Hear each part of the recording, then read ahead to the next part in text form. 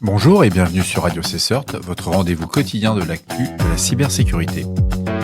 Nous sommes le samedi 14 septembre 2024, je suis Marc-Frédéric Gomez en direct du Berry. Pour cette journée, on retiendra que les chercheurs d'E7 ont publié une analyse approfondie sur leur chaîne YouTube des activités récentes du groupe de cybercriminalité Cosmic Beetle. Ce groupe, Cosmic Beetle, exploite la notoriété du gang de ransomware Lockbit pour servir ses propres intérêts. Ce que l'on doit retenir comme point clé sur ce groupe, et ce que les chercheurs d'E7 ont bien identifié, c'est une affiliation avec Ransom Hub. C'est un acteur du Ransomware as a Services, un RAS. Ils utilisent un nouveau ransomware, SC Ransom, qui compromet des PME dans différentes régions du monde. De plus, ce groupe, Cosmic Beetle, abuse de la réputation de Lockbit pour intimider les victimes et les inciter à payer.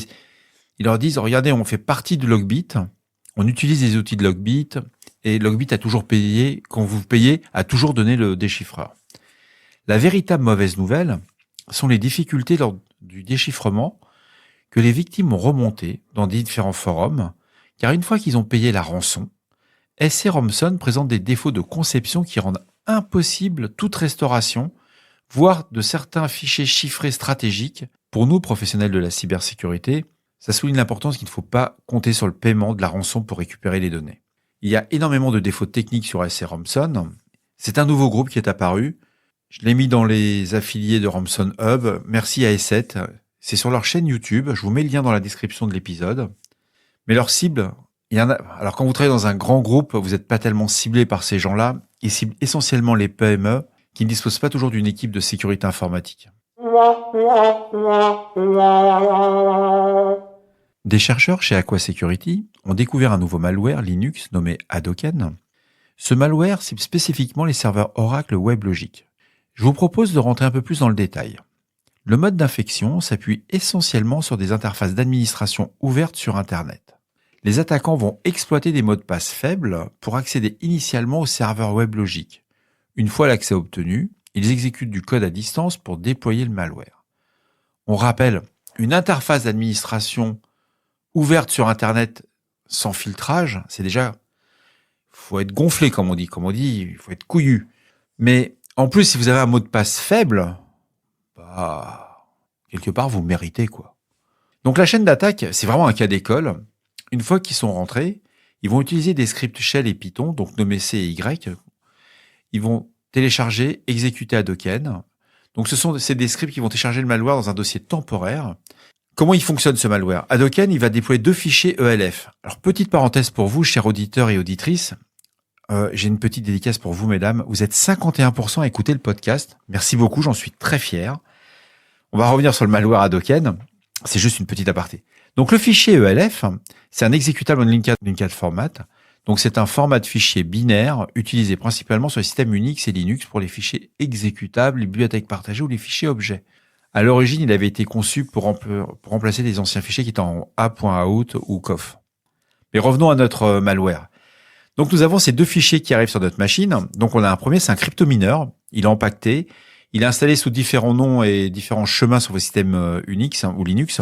Donc c'est /usr /bin/cron.dr ou /usr /bin/bp roufre.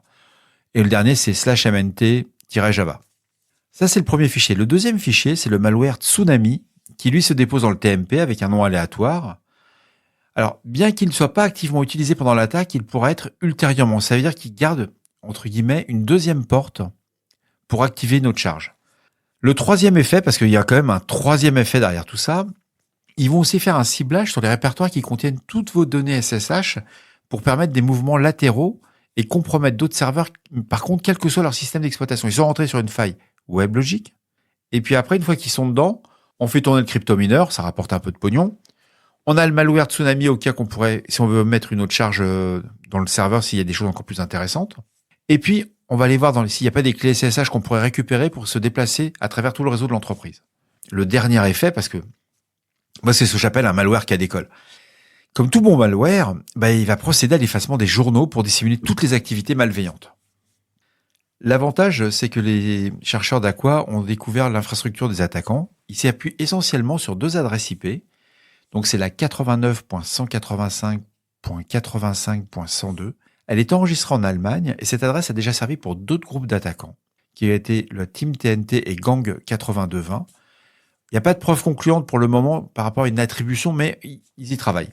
Et la deuxième adresse IP, la 185.174.136.204. C'est pareil, elle appartient à AESA Group, elle est enregistrée en Russie.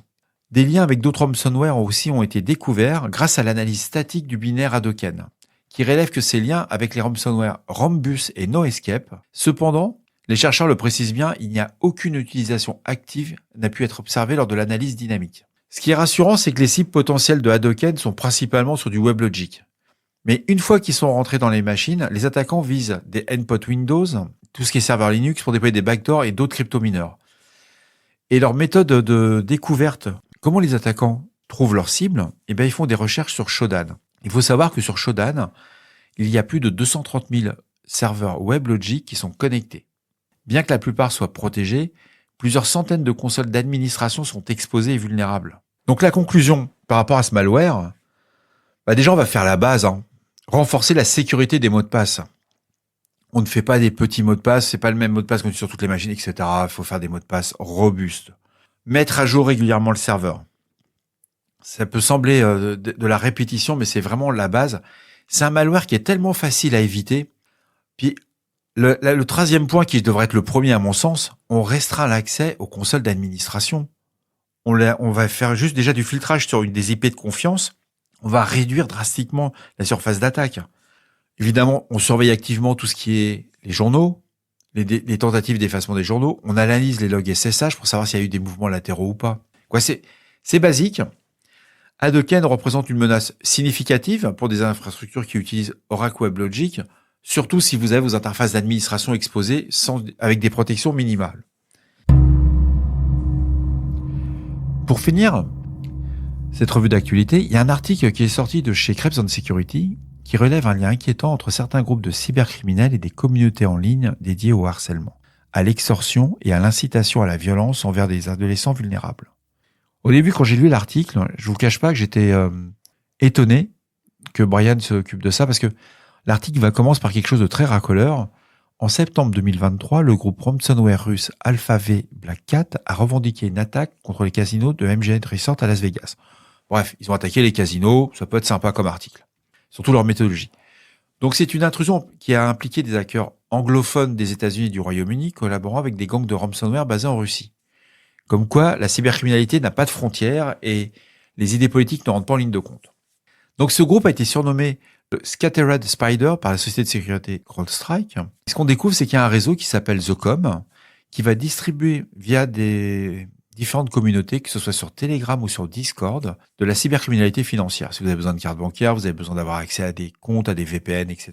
Au-delà de ces attaques financières, ces communautés sont impliquées dans des activités de harcèlement, de stalking et d'extorsion visant des adolescents. Alors le stalking, c'est pour pousser les adolescents à s'automutiler ou à nuire à quelqu'un. Les membres de The Com se vantent de leur exploit, rivalisent pour leur notoriété et ciblent souvent d'autres cybercriminels pour estorquer des fonds. Donc les groupes qui ont été identifiés sont le groupe 764, CVLT, Kurt, Leak Society et d'autres, connus pour leur action coordonnée de harcèlement et d'extorsion en ligne. Ils vont utiliser des plateformes extrêmement populaires auprès des adolescents ou des jeunes adultes, Discord, Minercraft, Roblox, Steam, Telegram, Twitch. Ils vont recruter des nouvelles victimes et leur tactique inclut le sextorsion, non pas pour des gains financiers, mais pour manipuler et contrôler les victimes afin de produire du contenu nuisible. Il faut savoir que les vidéos où vous voyez des adolescents ou des jeunes adultes se flageller, se mutiler, etc., ça fait un maximum de vues, ça rapporte de l'argent. Donc ces individus impliqués sur ces attaques, c'est une attaque de haut niveau d'avoir piraté les casinos de Las Vegas, c'est pas donné au premier venu quand même. Où ils ont même, on leur attribue même le vol de données chez Snowflake, mais ils sont liés à ces groupes de harcèlement. L'argent n'a pas d'odeur et ils ont aucun complexe à se dire c'est pas grave si un adolescent va se suicider en direct, il va s'immoler avec du feu. Si je fais de l'argent, c'est l'essentiel. L'article est très très intéressant. Il est très long, il est en anglais. Je vous le recommande. Si vous avez 10 minutes, ça vaut la peine. On voit l'approche des cybercriminels et surtout leur côté vraiment. C'est pas le côté obscur comme on voit dans Star Wars. Voilà, là c'est vraiment le côté malsain, malfaisant. C'est le mal quoi. Et ce qui est terrible, c'est qu'on est vraiment désarmé parce que les adolescents comme les jeunes adultes qui sont sur ces types de plateformes, on ne peut les aider que si on travaille sur ces plateformes. Parce que pour faire une surveillance proactive, pour mettre en place des mécanismes pour détecter ces activités suspectes, si vous travaillez pas chez Discord, chez Minercraft ou chez Telegram, etc., vous pouvez pas le faire. Bien entendu, il y a une collaboration à faire avec les forces de l'ordre, les organisations de protection à l'enfance pour expliquer. Donc, on arrive à la sensibilisation. On revient toujours à la même chose. Mais parfois, on a tellement peur quand on est adolescent qu'on dit, voilà, on t'a filmé, on a vu que tu avais montré une partie de ton corps et on va l'utiliser contre toi. C'est terrible. Donc, article un peu lourd, mais pour un samedi soir, ça permet de s'ouvrir un petit peu l'esprit par rapport aux menaces qu'on voit habituellement. Puis on se rend compte que c'est quand même les mêmes personnes. J'allais dire un gros mot, parce que quelque part, on est quand même sur les mêmes enfants. Voilà. Je l'ai dit, mais j'avais le bouton. Bon, c'est tout pour aujourd'hui. On est le samedi 14 septembre 2024 et ça touche à sa fin. J'espère qu'il vous a plu. Je vais faire le montage. Vous trouverez tous les liens qui vous ont permis de construire, qui ont permis de construire. Moi, je suis trop fatigué, voilà.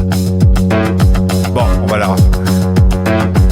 Je crois que vous avez compris. C'est le moment d'aller se coucher. Oui, il faut que j'aille faire le montage, il faut que je publie. Prenez soin de vous. Demain, j'enregistrerai demain matin.